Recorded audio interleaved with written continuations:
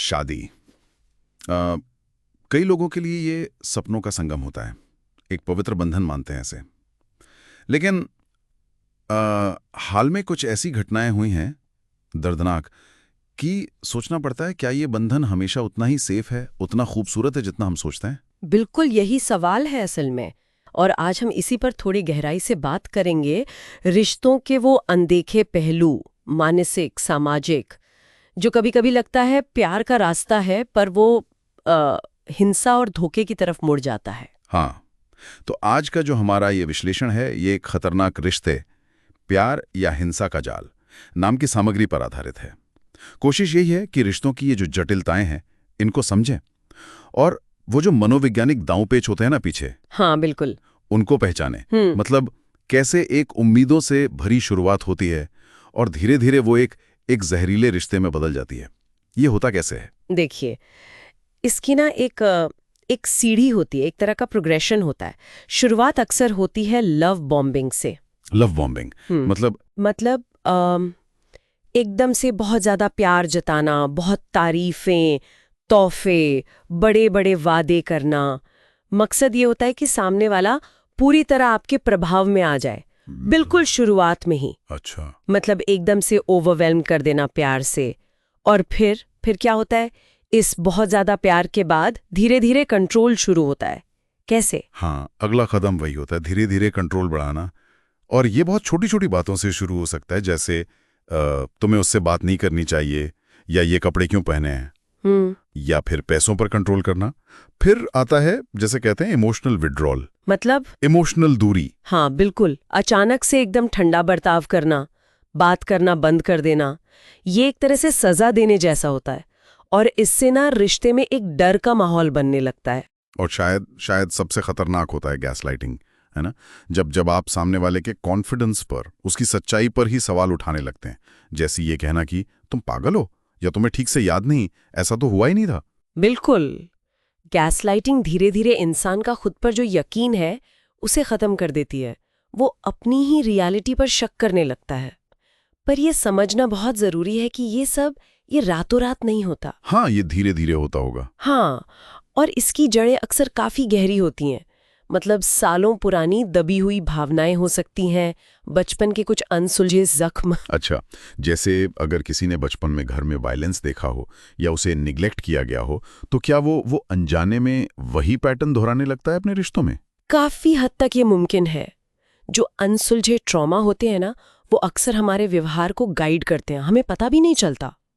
और एक और चीज होती है, देखभाल के भेष में कंट्रोल। देखभाल के भेष में कंट्रोल, ये कैसे? मतलब पार्टनर ऐसे दिखाता है कि मैं तुम्हारी बहुत फिक्र करता हूँ, तुम्हारी चिंता है मुझे, और इसी फिक्र के नाम पर वो आपके सारे फैसले खुद लेने लगता है, आपकी आज़ादी छीन लेता है। ये असल में अपनी असुरक्षा या खुद को सुपीरियर दिखाने का एक तरीका होता है। और वो ट्रॉमा बॉन्डिंग वाला चक्कर, जिसमें पहले प्यार, फिर दर्द, फिर माफी, और ये साइकिल चलता रहता है और इंसान इसी को नॉर्मल मानने लगता है। हाँ, ये एक बहुत बहुत मजबूत किस्म का बंधन बन जाता है।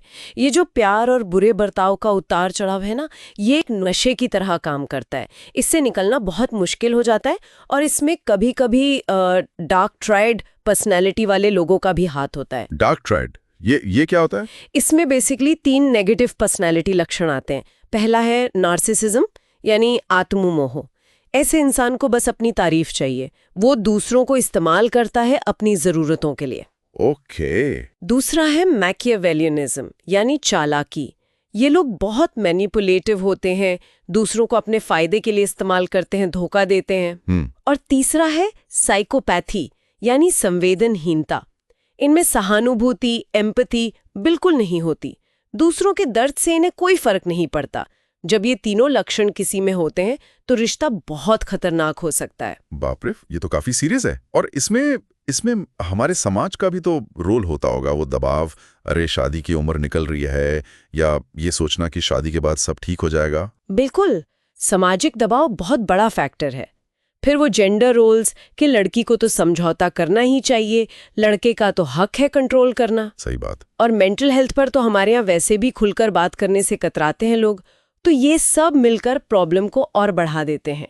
समाज शादी को मंजिल समझता है, पर रिश्ते निभाने की जो इमोशनल तैयारी चाहिए उस पर जोर नहीं देता। तो ऐसे में जो रेड फ्लैग्स हैं, जो खतरे के निशान हैं, उन्हें वक्त पर पहचानना कितना ज़रूरी हो जाता है?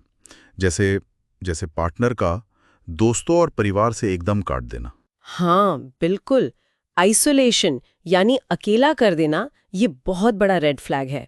फिर बहुत ज्यादा जलन या शक करना, हर वक्त फोन चेक करना, कहाँ गए, किससे मिले, हर चीज पर सवाल। फिर इमोशनल मैनिपुलेशन, मतलब अपनी गलती ना मानना, हमेशा दूसरे को दोषी ठहराना। हाँ, और गिल्ट फील कराना, और वो साइलेंट ट्रीटमेंट भी, कुछ गलती हुई तो बात करना एकदम बंद, सजा देने के लिए। शायद सबसे बड़ा रेड फ्लैग यही है जब रिश्ते में प्यार कम और डर ज्यादा लगने लगे। निश्चित रूप से डर कभी भी एक हेल्दी रिश्ते का बेस नहीं हो सकता, लेकिन मुश्किल ये है कि लोग अक्सर सोचते हैं अरे ये सब मेरे साथ नहीं हो सकता। ये जो डिनायल है ना, हाँ, ये सोच के मेरे साथ ऐसा कैसे हो सकता है, और क्योंकि ये जहर धीरे धीरे घुलता है रिश्ते में। शुरुआत तो अच्छी होती है, बिल्कुल, तो वो शुरुआती रेड फ्लैग्स नजरअंदाज हो जाते हैं। लगता है अरे ये बस एक बुरा फेज है, सब ठीक हो जाएगा।